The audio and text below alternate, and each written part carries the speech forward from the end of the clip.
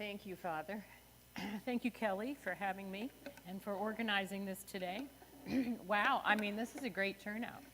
I expected to see the 3 family members I have here. There's a lot of interest, and we're paying, there's a lot of interest, and they do not necessarily are people who call themselves pro-life. This is deeply concerning to a vast majority of Vermonters. We just need to get the word out. So I'm very grateful to be here today speaking on behalf of the Vermont Right to Life Committee. I've been executive director for 26 years. This is a tough state to be pro-life. This is a tough state to promote the sanctity of human life, but we now have an opportunity that we've never had before. So I want to talk to you about the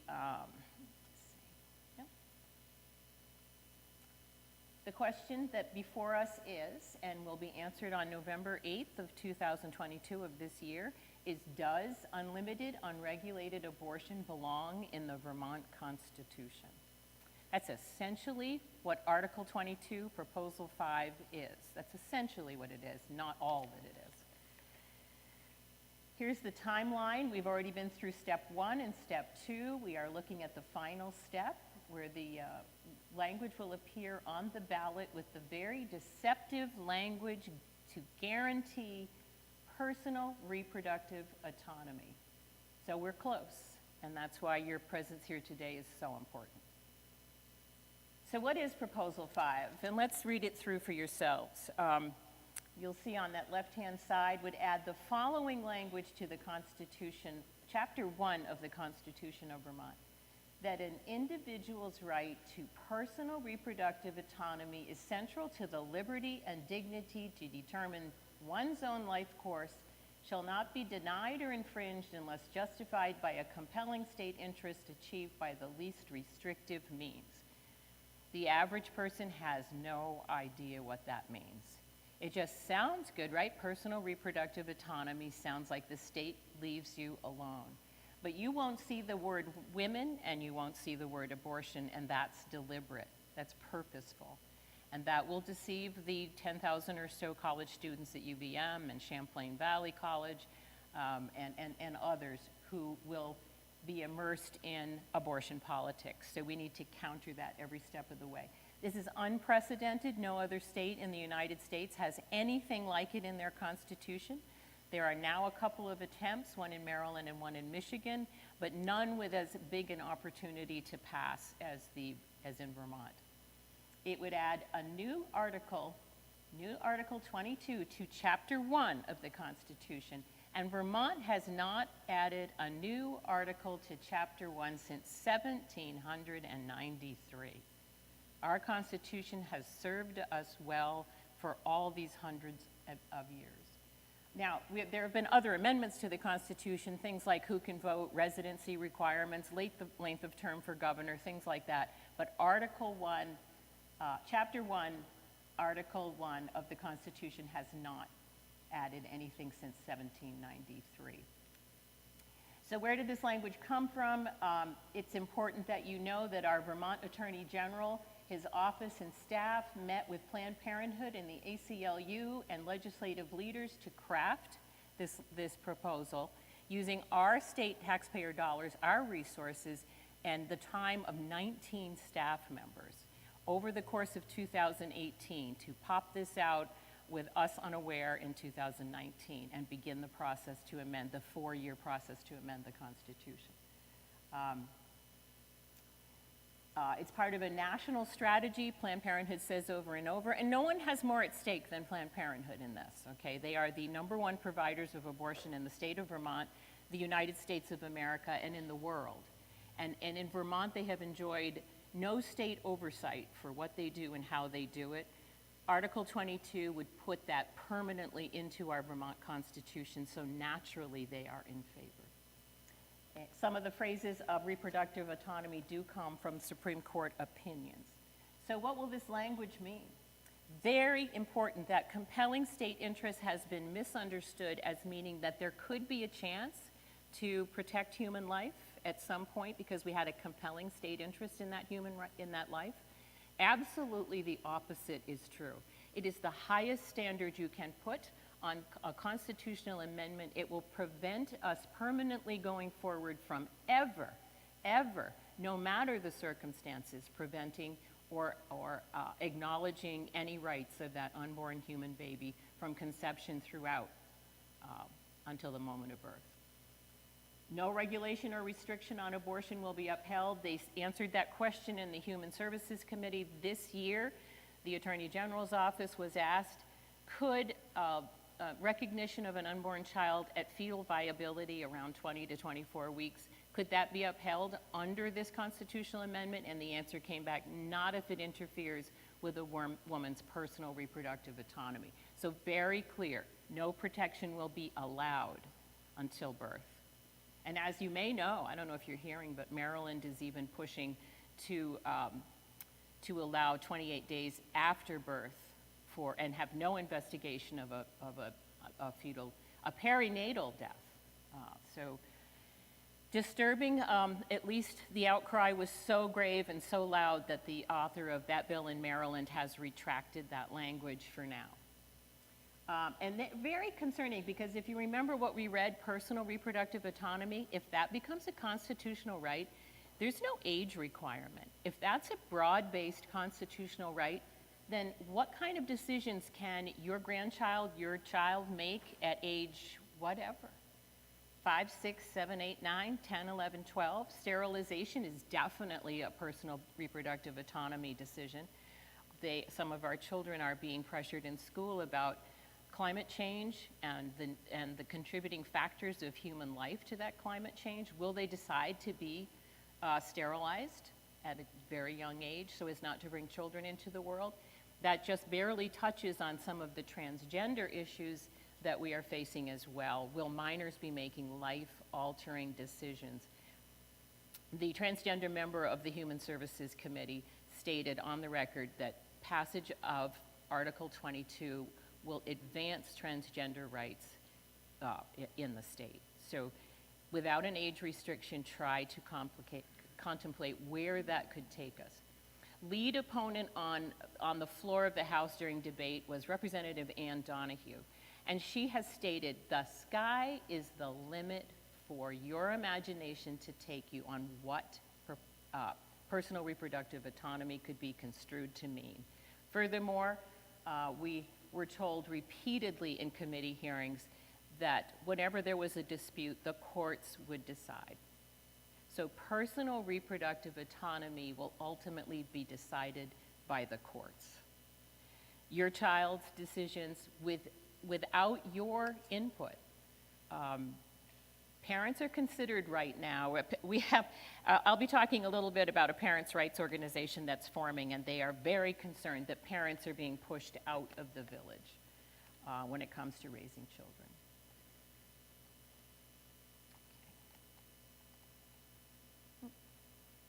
Doesn't want to move.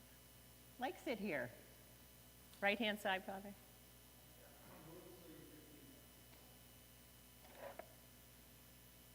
Oh, I know.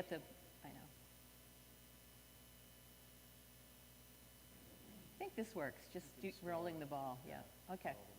Okay, so, and here again, Proposal 5 means more than just abortion. It will mean unlimited abortion, but it also will mean more. Planned Parenthood's own spokesperson said, Proposal 5 will open up a range of different questions for future lawmakers for years to come. Now, she's a public affairs organizer for Planned Parenthood. And again, as I stated before, Proposal 5 will mean whatever the courts decide it means. And for Vermont taxpayers, what will it mean? Based on legal precedent here in Vermont, the guarantee of personal reproductive autonomy is likely to be interpreted by lawmakers and the Vermont court system to mean that taxpayers must pay for all abortions, pay for sterilizations and sterilization reversals, pay for expenses associated with infertility and surrogacy. Now, personal reproductive autonomy is going to open up that whole field of infertility, experimental infertility treatments, not just the IVF that we've become somewhat accustomed to, but unlimited experimentation. I don't know how many of you know that in the Ukraine, they have allowed unlimited surrogacy. And other countries that allowed that shut it all down and made it illegal. There are babies in Ukraine, in the Ukrainian hospitals right now, who have no one claiming them because their mothers who carried them were paid to carry them. They've been abandoned in hospitals with no one coming to pick them up from the United States or wherever the surrogacy the surrogate parents were from. And so they're abandoned and they have no country. We're opening the door to some things that are really terrifying. And as one national scientist, researcher, told me, it always affects the most vulnerable. Always comes down to affect somebody who decides to become a surrogate, who needed the money, who was addicted to drugs, who had no resources, nowhere else to turn, and agreed to something that then they regret later. That doesn't even begin to touch egg harvesting, experiments on unborn child, testing drugs, all kinds of things that this constitutional amendment will open the door to, and we won't be able to close it for years and years and years. A constitutional amendment takes 4 years to pass. To reverse it will take even longer. It has to begin in the Senate, and the Senate is overwhelmingly in favor of Article 22, Proposal 5. So we're talking at least a decade, if not more, before we could fix it. And we may already fund pro-abortion organizations like Planned Parenthood and may be required to do so even further. I don't know if I've got it in my presentation, but we are also very concerned that our pregnancy resource centers could be shut down. And our former head of Birthright for all these years is here. How are you? Yeah, Margie, nice to see you. If it's your constitutional right for personal reproductive autonomy, and I'm a Planned Parenthood plant, and I knock on the door and I say, I want an abortion. Well, we don't provide abortions here. We provide we provide assistance to carry your pregnancy to term. Well, then you're not offering me my constitutional right. And then it's a trip to court, and then we may well have shuttered resource centers, even though we've just gotten the mobile unit, the ultrasound sorry, that's a tongue twister. The mobile ultrasound unit is on its way here and could save lives. And most of the pregnancy resource centers have ultrasound technology, which has also saved lives. But this is an attack. And they're indicating such attacks in the legislature right now because there is a clear and unequivocal bill to shut down the pregnancy centers that has been introduced by Representative Dr. George Till, who works at the medical center. So that's not only embedded potentially in this amendment, but they're signaling their intention by legislation as well. So just so you're not thinking I'm making it up, these are the kind of things that proponents of Proposal 5 are saying that it will mean. And so the sky's the limit, and here is what they say.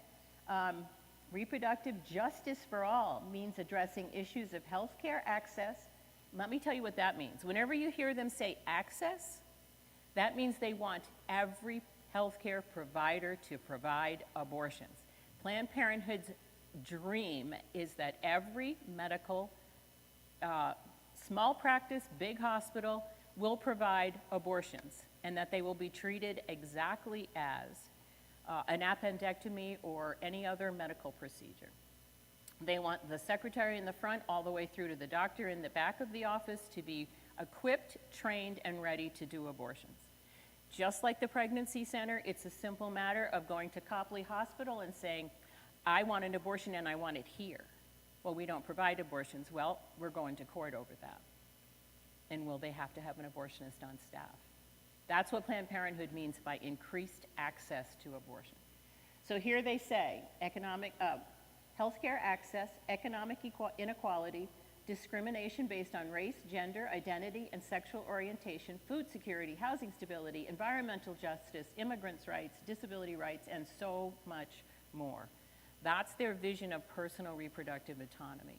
Because if you want to have a baby, then you need to be provided with free childcare, free housing, free.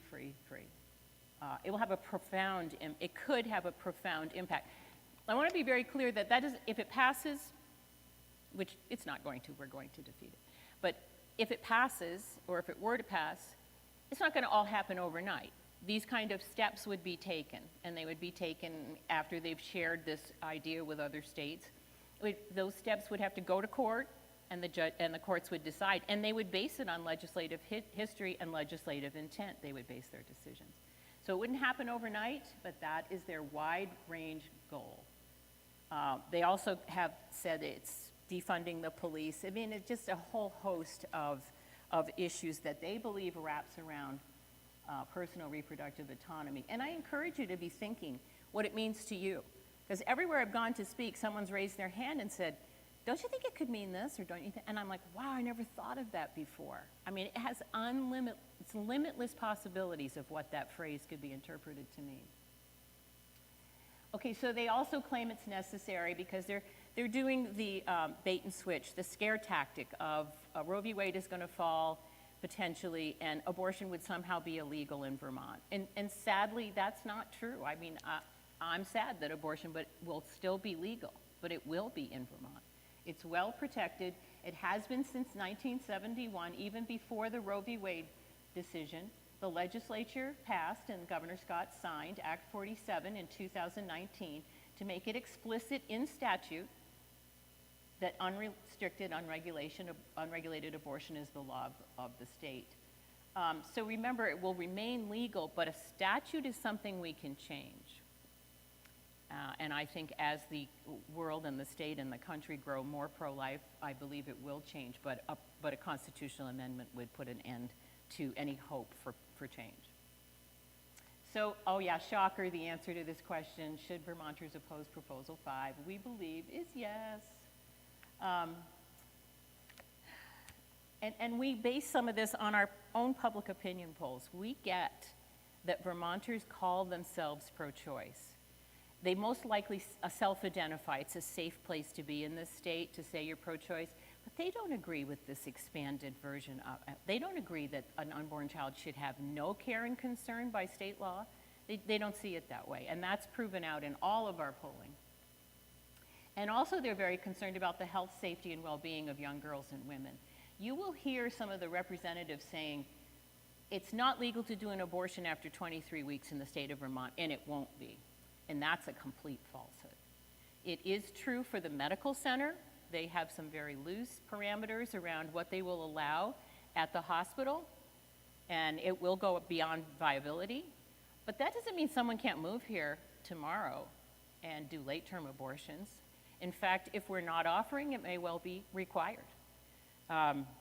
There is a candidate for U.S. Senate, Christina Nolan, who is running for the open seat for Patrick Leahy. She's the former district attorney from Vermont, and she has read the language and says it would require the provision of late-term abortions, and she is going to be publicly opposing Proposal 5. So we will have a mouthpiece at one of the bigger races of the year. So it would prevent any protection for an unborn child at any stage of development up until birth, not only from abortion, but from fetal experimentation and worse. And again, your imagination can take you to that. Okay, so who's against us? Who's going to be fighting this fight? I get asked this a lot. Those who want to help from out of state? It likes to stay on there.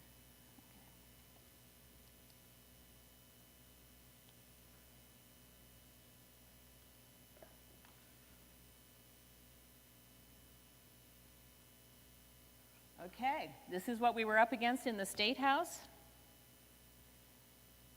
All of these organizations, nearly all of them, received taxpayer dollars of some kind, and it was like an army of people, of course led by Planned Parenthood. They were bullying and threatening on the floor.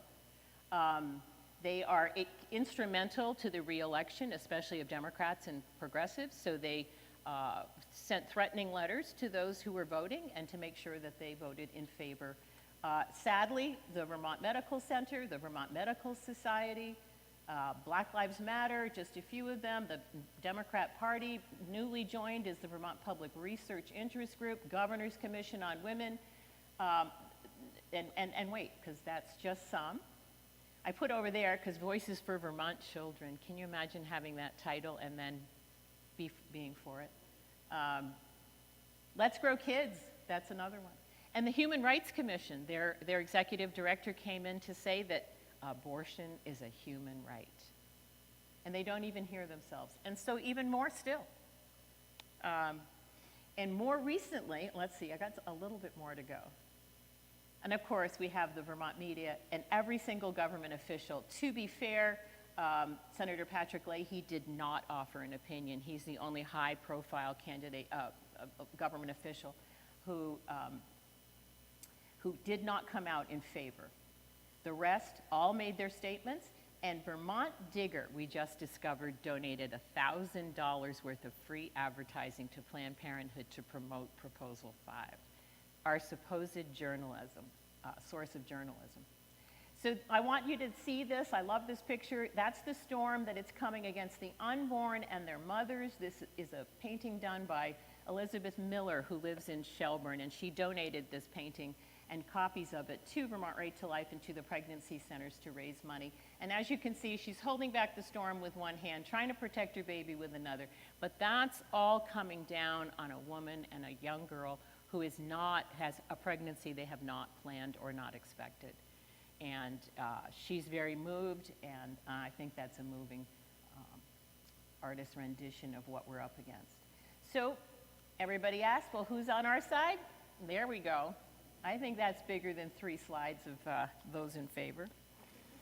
So we do need prayers. We're asking for prayers everywhere we go, and we're getting them. People are so concerned about what could be happening to our state. And this is the small list of those that we're relying on for assistance. Vermont Right to Life, the Pregnancy Care Centers, our priests and our pastors who have been so rightly concerned. Thank you so much, Father, for letting me come today. And you'll see some national organizations. We are getting some advice from Alliance Defending Freedom, National Right to Life. We're reaching out to constitutional experts on everything we tell you here. And we have you. And I'm very encouraged that you're here today. I'm really, really pleased by this turnout. But here's the biggest thing I want to say to you.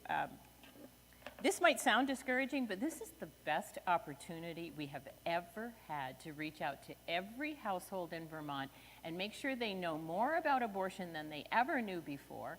They're going to find out what it means to be, call yourself pro-choice and align yourself with Planned Parenthood. We're going to change minds, we're going to change hearts, and we're going to have a more pro-life state than we have had in the past. We are not without some resources. And this is what I tell on every radio show. Let's see, the last one I did was Vermont Edition, and it was 5 in favor and me against. But I said, they're giving us an opportunity, and we're going to take it. And we are. So, we're getting there. We're getting there. Yeah? No, that's fine. I will make sure, because the most important part of being here today is I want to hear your questions. So I want to make sure you know we have reliable information, we're transcribing testimony, and we're putting it in notebooks. We're going to be using their own words against them. We have where they say it's going to go to the courts to decide, and all the other things they have said that are really outrageously exposing who they are and what they really want to get out of this. I do have some information. I have some petitions. We need personal stories, and we need you to turn out for public events. Vermont Family Alliance is taking on, you can only find them on Facebook for now, but this is a group that is taking on the parents' rights issues. And I think this is very big. They didn't address it in the State House, and they didn't answer the questions that this group had. What is it going to mean for our children? Do they have an unlimited, unfettered right to make life-altering decisions under this? So they are working really hard, and they've got a voice that needs to be followed. If you're on Facebook for now, try to find them, Vermont Family Alliance. They will have a website soon. But this is the most important. The activation group is vermontersforgoodgovernment.org. Look them up. I have petitions here. They're going to tell you where to be, when to be. They're going to have the signs. They're going to be the face of the movement. The gal that's their spokesperson is someone who was pro-choice, who taught Planned Parenthood sex education in schools, had an abortion, and has made her conversion, but she knows how to speak the language of the pro-choice people we need to help join this movement to defeat this bill. So it's Vermonters for Good Government. I'll be doing talks in churches, and so will others who are here in this room. But this is going to be the media face, and they're going to get the activation happening. They're going to be mailing to every household in the state with the truth. And there are things that are going to heat up. I know it feels like, where's our voice? Where's our voice? But it's building small fires, and we don't want to peak too early. We want to be right near that vote when people are ready to be as upset as they can be and ready to vote and tell their neighbors to vote. No. There will be signs. Please continue. We'll come anywhere, anytime. There is going to be an activist forum on Saturday, April 30th at Hunger Mountain Christian Assembly in Waterbury from Good Government. There'll be get out the vote efforts, get ready to put signs up, and there will be a speaker training that Vermont Right to Life will put on. And what you'll go home with is a thumb drive of the talk that you can adjust and use if you participate. That's going to happen sometime in May. And if anyone, please listen to the morning drive. Anybody here listening to Morning Drive on WVMT? Yeah, listen to that, because, and Ann Donahue is going to be on Monday morning at 8 o'clock. That's 6:20 WVMT, 6:20 a.m. And she'll be on at 8 o'clock. She's going to do a wonderful job, and she'll explain a lot. Yeah. Tomorrow. Yeah, I'm surprised it's tomorrow, but that's okay. So donate time, prayers, money. We're here to assist you in any way we can. We will defeat Proposal 5. We need 50% of Vermonters plus one, and it goes down to defeat. So that's something to pray about. We'd like more. We'd like to really wallop it, but 50% of the vote plus one. They are talking about amending a constitution that has served us well with language that is unheard of, untried, untested, and I think we have plenty to use for ammunition, especially their own words. So I would love your questions. Feel free to ask me whatever you're thinking.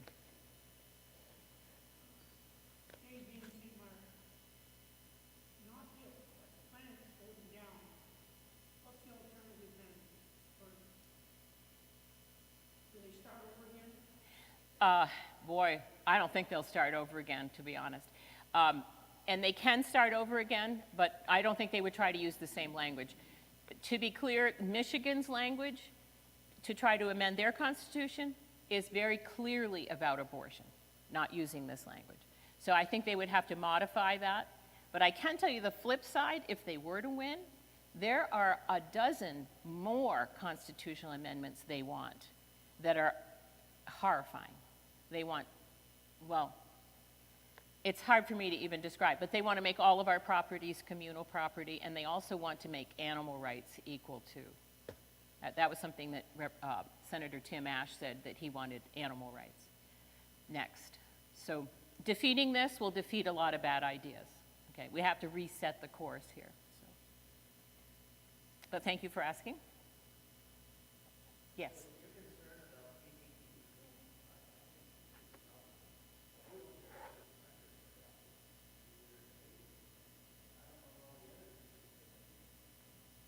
Well, I feel pretty good. Yes, I want more to happen. Absolutely, absolutely. Well, we first had to get through the fight for the last vote. Oh yes, the bishop is 100% squarely. Well, I tell you what, my bulletin is covering the next event, which is speaking about it. Well, he did a mass, and I don't want to speak for the bishop, so I have to be very careful about that. I do know that I've met with him, and he is dramatically concerned about Proposal 5. And he's, yeah. Well, it's not that I'm worried about peaking too soon. It's that people's interest will rise like this, okay? There's, hardly anyone has even heard about it. So we have to get them to hear about it, then we have to activate them, and then we have to energize them.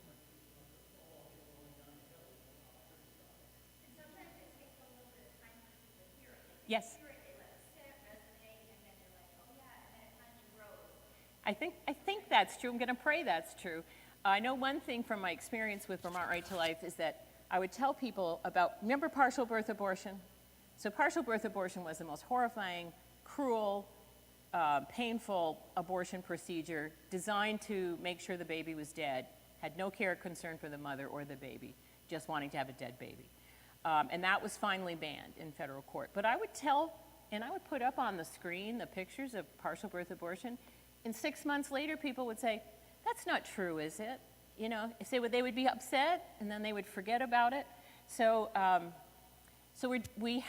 there is a strategy, and that strategy, now you haven't felt it so much in Burlington, and I will be honest with you, a lot of dollars are wasted in Burlington because it's pretty far gone. But thousands of emails and thousands of letters have gone out, especially in the lower part of the state, which has been very disconnected to pro-life issues, okay? We hit, the Vermonters for Good Government hit Windham, Windsor, White River Junction, Orange County, and the response was unbelievable. And petitions came back by the thousands to the State House with people who were newly awake. I always considered myself pro-choice. This is so disturbing, okay?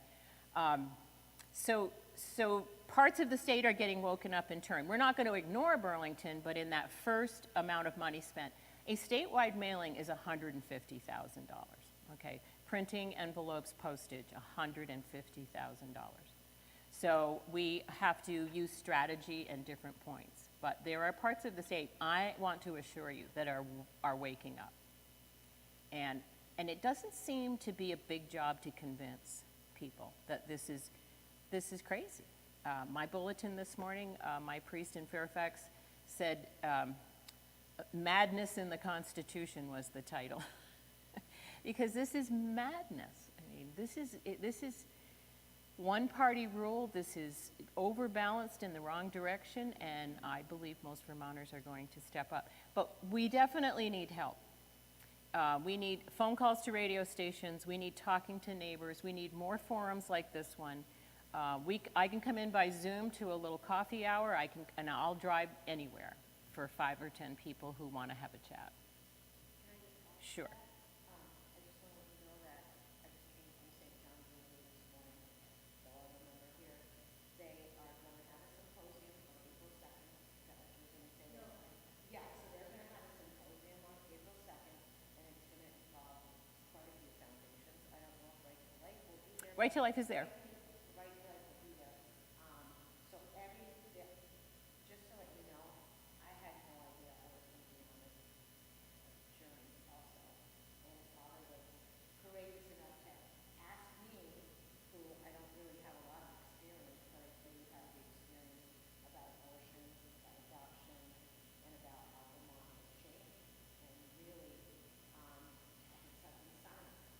And we don't need to be silent anymore. We don't need to hide anymore. And there is a groundswell, so I don't, we've started the, Respect Life ministry here. I know other churches that are having big symposiums, and they're just going to get bigger, so we have to just keep praying that this is going on. So I know what your first instinct is that, because I felt the same way, like what is going on? That's why I started speaking, and that's why we formulated the group, and that's why we're having Mary here today, is because we need to start this. Like you said, we need to start this snowball. I felt the same way too, so I just want to let you know that we're working on it. All the churches are trying to get on this, and the thing is, we're trying to get on the same page with the same message, because we have to have one complete message, because they already have their message out, and people have already, pardon the pun, drank the Kool-Aid. I mean, they already have those poignant words. They've stolen them from us. They've stolen choice as something that's their word. And it's just so demonic, and it's such a dark thing to fight, that, like she said, this is an opportunity for us to actually revive the Catholic Church. This is a long time coming that they've done this with Catholics to make us feel like we can't be judged. That's exactly right. They've shut us up. We would lose parishioners, and we would lose the church. There's a big whole book on it that's actually pretty easy to read if you ever want to ask me about it, because I just finished reading it. But it's about a whole, when the sexual revolution started, when they targeted Catholics, who was fortunate, targeted Catholics first, so that we would fall to the choice. When we fell, everybody else would be okay with it. Everybody became okay. It's infuriating when you read it, because we have been manipulated. excited by the energy, and I'm sorry, I will incorporate, we have a big state of Vermont map, and we have been, just so that you feel somewhat reassured, we have been all over, and we have, yeah, oh, I see what you're saying, yeah. But we're trying to encourage other priests, yes, to do that because they have been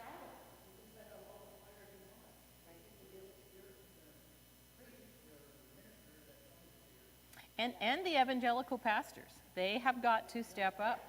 There's a groundswell of evangelical energy.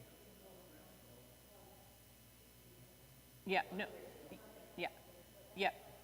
And I'm addressing those churches, and I've been up to St. Johnsbury and Lyndonville, and we're headed down to Brattleboro and Wyndham, and Virgins 2 times next month. And so we've got a map, and we're going to get as many places as we can get. I saw a question.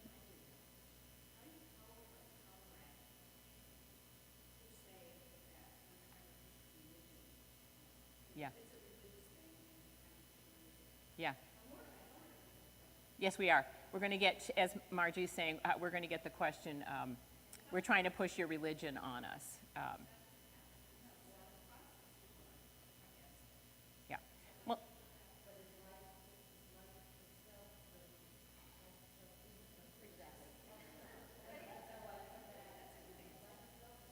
yeah, yes, and I think that we've laid out some arguments here that it's just plain, they're vague, it's headed for the courts, it's irresponsible, it isn't responsive to the public.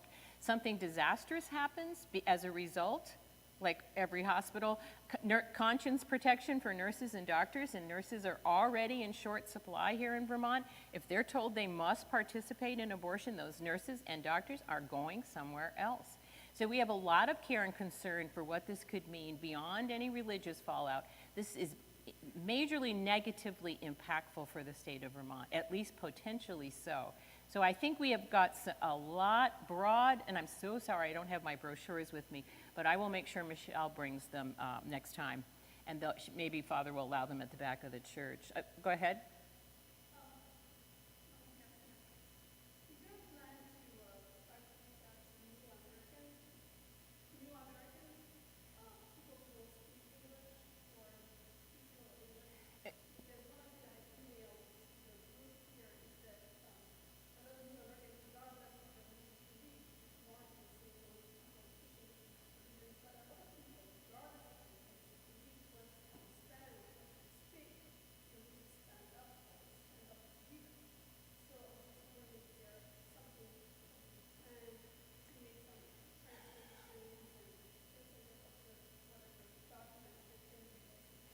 So can I ask you, are you connected to some of the new Americans?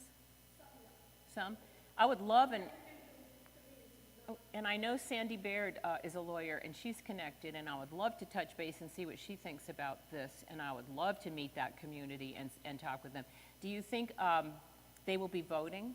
Will they be eligible to?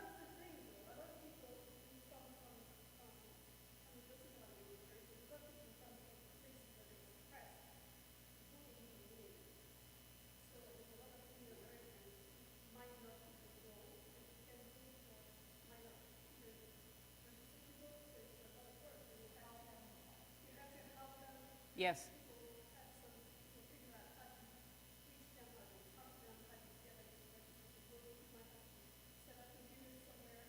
Right.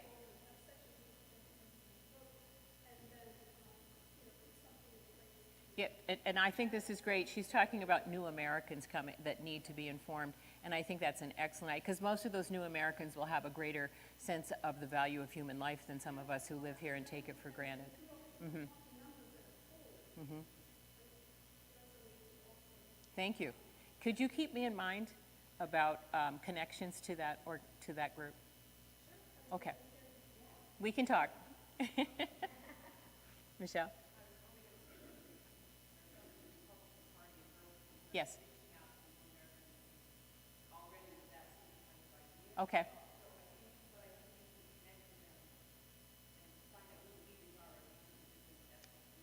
Yeah.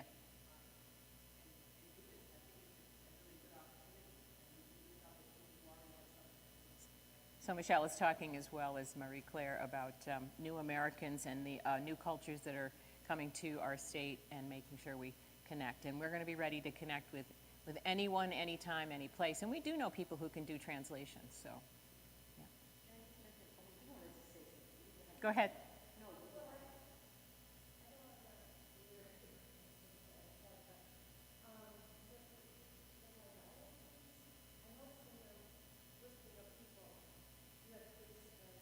Pastors.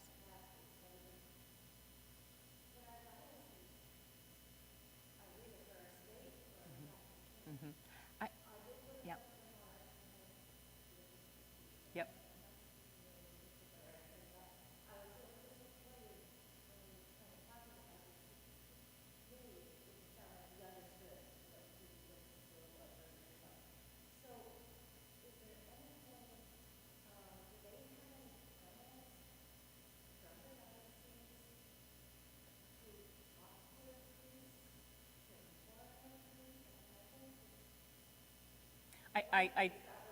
Mhm. We're talking about the diocese and whether they have plans to assist in opposition. So, yeah. Yes.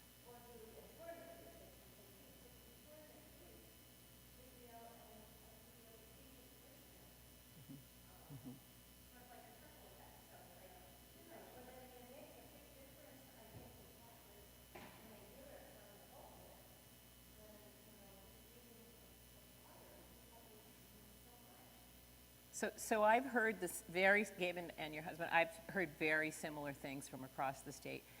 I'm a Catholic, and I am in touch. We especially was in touch with Phyllis Harkonnen, who was the Respect Life director who had to step down. So there is a void there, but I'm only sensing support, and I can tell you this much, I know there is a brochure in the making, and I expect leadership to step up. But I encourage you to write to the bishop. He may need that kind of encouragement.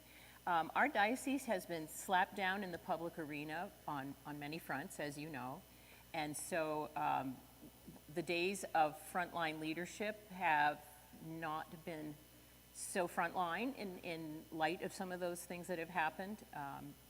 So I encourage you to encourage the bishop, to speak up, say more. I believe his heart is absolutely with us. Okay, I'm not without communication with the diocese. The deacons particularly are jumping out in front, and I feel comfortable. And I can't tell you also, I attend our brothers and sisters who are in the evangelical community, and I stay in regular touch. The energy and the prayers are unbelievably ripping through their community. So I have to trust that God has a plan. We did fight the ERA in the 1980s. I was part of that fight, and it was expected to pass by 75% of the vote, and that was very similar. It was going to deceptively put abortion into the Constitution. That was back in the 1980s. That was so widely expected to pass that those in favor were absolutely stunned into silence the next day. And we only won by a half a percentage point. But a defeat is a defeat, and a win is a win, and we're going to win. But please pray. Pray all these things come together for good. We can do our piece here at Vermont Right to Life. We feel that our piece is going to churches right now, especially without a Respect Life director. And if anyone feels called for that position, please apply. But anyway, all I can tell you is I feel the energy. I feel that when it's under discussion, I'm going to give you another piece of one of the things that got me excited. Dave Graham has way back been a reporter for the AP. He had a radio talk show. He's just been around as long as I have, which is like as long as the dinosaurs. But he was a Catholic. And he just kept moving left, moving left, moving left, moving left. Well, he just did an article on Proposal 5, and he went to the top 5 women he knows are supporting Proposal 5. Not one of them would give him a comment on the record. Not one of them wanted their name in his article. So that tells me something. So Burlington, you're not feeling it so much as down south. Those legislators got hit by actually hundreds of phone calls apiece from the mailings that went out. And the Vermonters for Good Government are calling it the anything goes late-term abortion amendment. That's sending people into, no, I never meant to ever go that far saying I was pro-choice. So we're seeing conversions of hearts, really.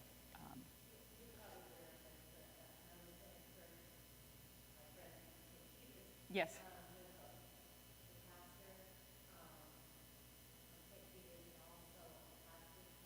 Yes.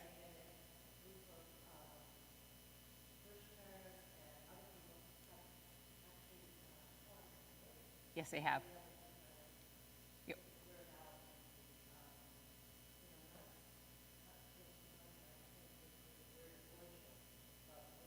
The amendment. Yes.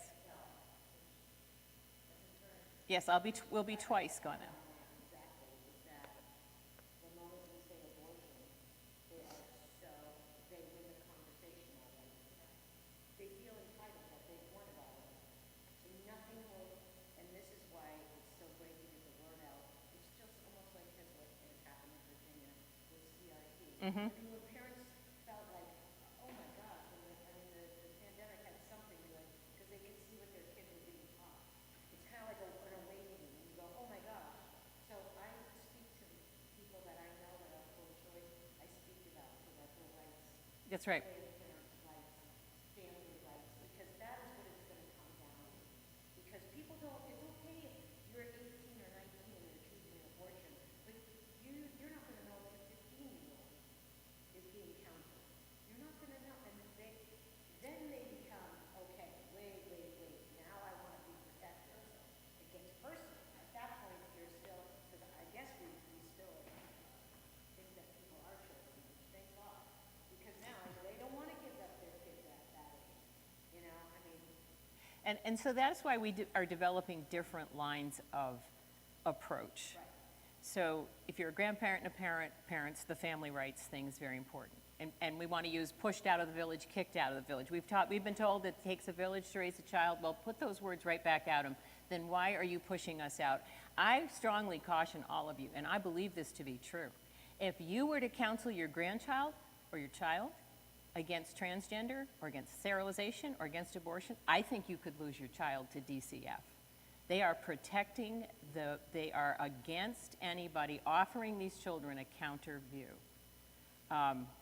Because they believe that at 2 and 3 and 4 and 5, they have the ability to make massive, major decisions in their lives. That's who these people are in the legislature. It's insanity. And then if we're talking to medical personnel, we want to talk about them losing their ability. It doesn't matter what field you're in, they are going to want you to know how to do an abortion and counsel for an abortion. And that's anathema to those who went into the medical field to protect human life and to save human life. And that's going to impact it, and so sometimes people won't care about hearing that, but when they hear that if you make personal reproductive autonomy a constitutional right, that is a priority of care and a priority of funding of care.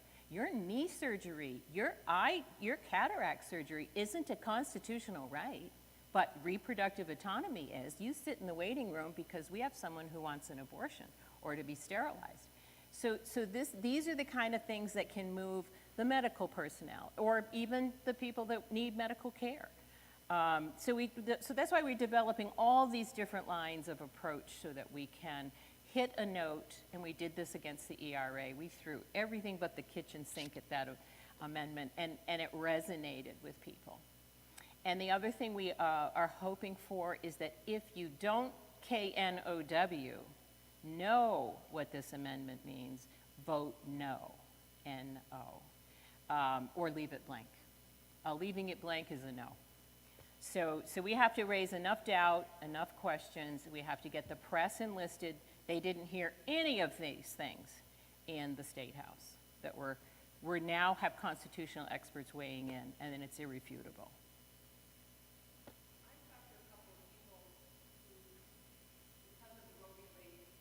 Yep.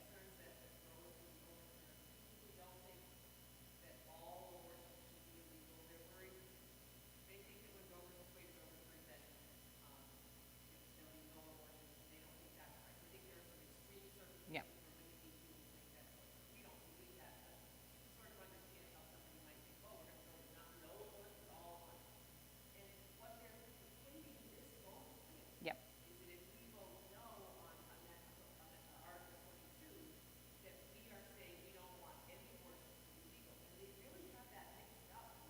Yes, that's a point that has to be made, that abortion's still legal. Yep. Mm-hmm.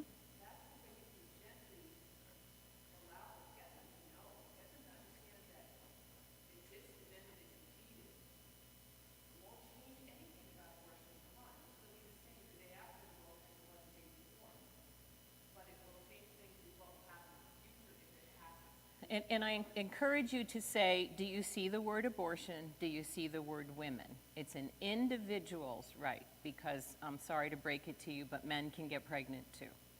And that's opening up a whole new field that they want opened up, that men can have babies too.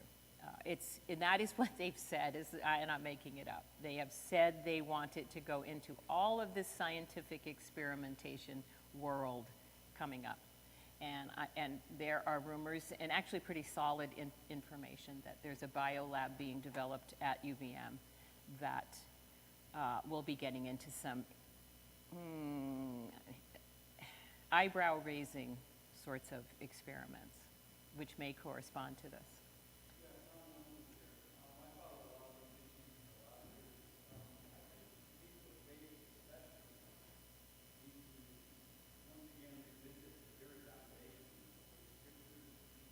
Yes. Mhm.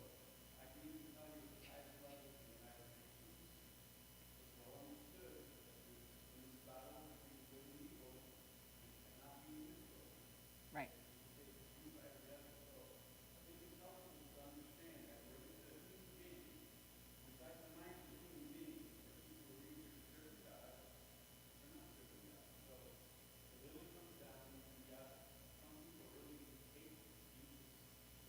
Yeah, you'll see them in the State House. I mean, that is, yeah.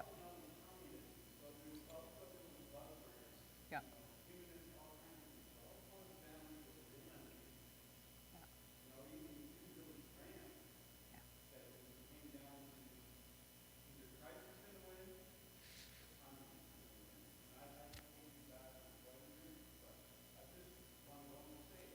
Yeah. Yes, yes, and that corresponds with what Marjorie was saying about them saying it's a religious issue. It's one of the reasons that we have had to tamp down inside the State House, because if Catholic legislators voted for this amendment. Only one Catholic legislator, Michael Yontachka from Charlotte, voted no. And you know what? His life is probably in danger. You're not allowed to vote no. One Catholic Democrat, I'm sorry, thank you. One Catholic Democrat dared to vote no. So we've tamped down the religious aspect and come up with the secular arguments inside the State House, because it just anything to do with Roman Catholic diocese inspires them to even worse, most spiteful hatred you can even imagine. That's their favorite, enemy to tackle. And this is our chance. This is our chance to just, lob that ball right back across at them and say, no, we're not going there. Sure.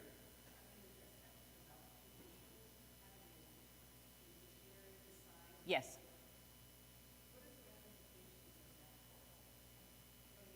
Well, yes, because why would you want to go to court for anything? But your personal reproductive autonomy, and you're sitting in court deciding it, because whenever there's going to be a question, and we asked question after question after question, and the answer came back repeatedly from Legislative Counsel, from Chair of the committees, Jenny Lyons and Ann Pugh, the courts will decide. The courts will decide your personal reproductive decisions. And yeah, it will go before a judge who will look at legislative intent. And what is legislative intent right now? Unlimited, unregulated abortion, no rights for parents. They've got that pretty well. Act 35, look up Act 35. It denies you the right to participate in any counseling for your child. Counseling. Your child can go for counseling about whether they're transgender, whether they have problems with suicide, whatever, and you don't need to know about it. That's already in law.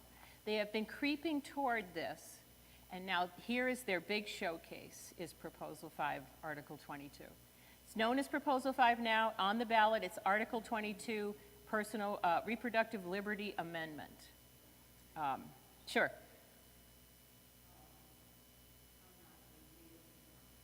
You're not?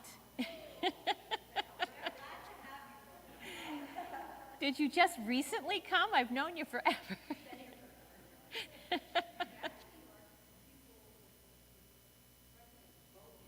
Yes. Here they're appointed. That's exactly right. Anyone who's been to court with a custody dispute knows that you never want to go to court and have your life in their hands. Yeah.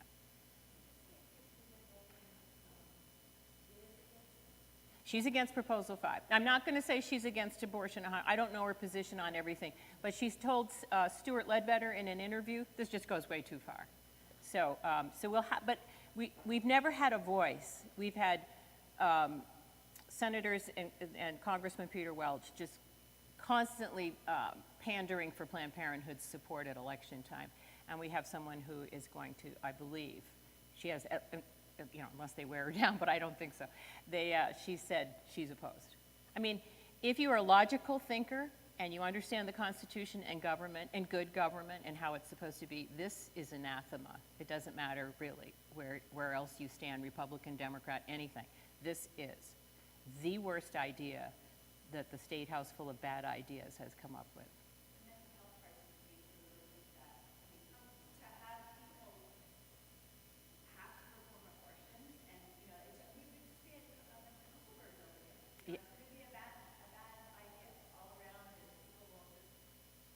We could really become, we're not going to have, it's not going to happen. Now, but that warning has to go out, and thank you so much for that, because it's really true. We could become a disgrace. We could really become, I have people call me in distress from states that, I thought Vermont was about the sound of music and apples and cheddar cheese and maple syrup, and what is this? They just can't believe how far we've fallen. But we've taken our eye off who represents us in the State House. And Planned Parenthood is nearly the fourth branch of government at this point. They have amassed power and wealth. When our Governor Phil Scott gave them additional $850,000 to replace what they were cut out of Title X under the prior administration, they immediately moved $1 million. This is just Vermont. They moved $1 million into their action fund. So we will be outspent, but that's biblical, right? We're going to be outspent, but God's going to bring the David and Goliath story home right here in Vermont. So,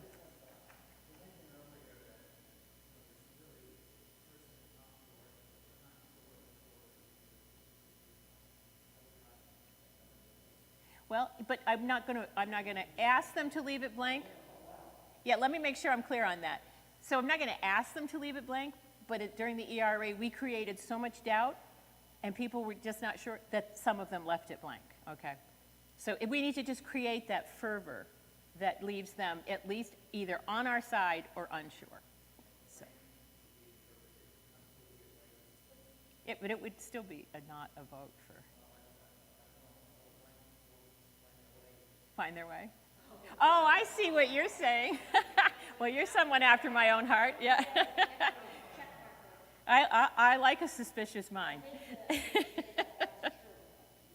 It might be true. Thank you for that advice.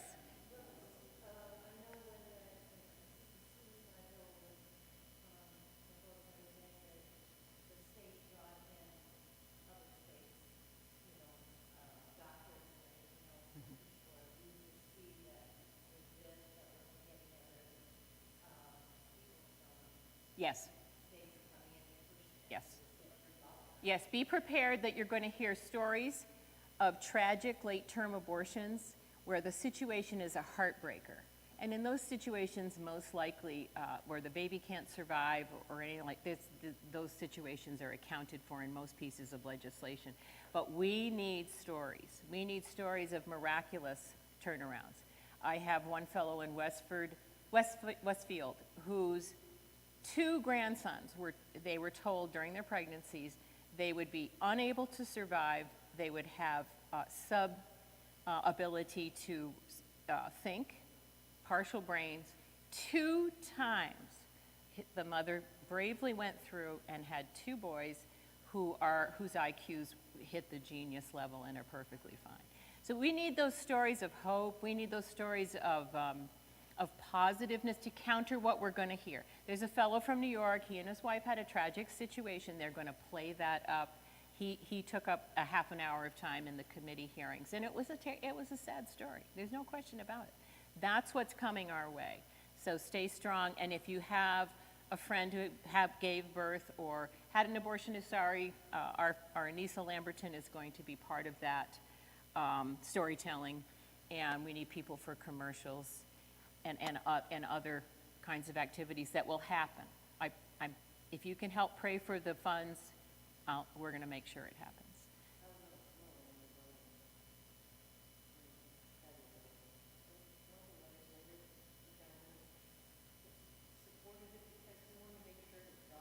Yeah.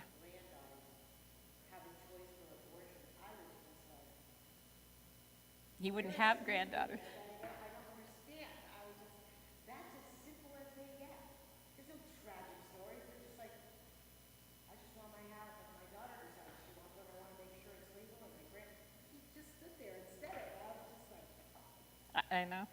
it's just, that's how far we've come with it. It's like, It doesn't even it does not make sense. So I have petitions here, and I can leave them with you, or you can sign them. I have really encourage you, Vermonters for Good Government, look them up, sign up, get their, yeah, you're going to get an email saying, money. Don't worry about that. Get on their list so that you know when there's going to be a kickoff, maybe at the Champlain Valley Fair for the opposing Proposal 5. They're going to be the face of it. We need a crowd. We need you to bring your kids. Yes, activist training at the end of April, and you'll get the information from them. And the lead trainer in that is the guy who helped with the Virginia campaign that got the Attorney General, Lieutenant Governor, and Governor elected. So there's a lot of eyes on Vermont and a lot of prayer coming our way.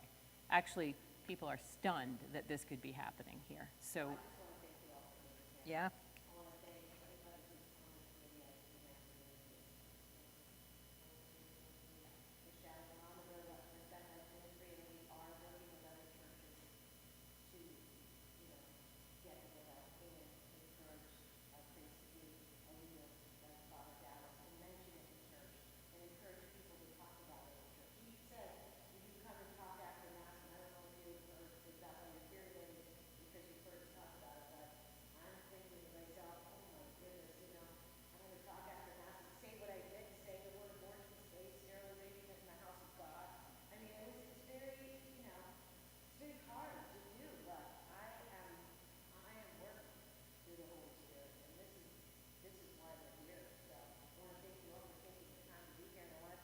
You're so welcome.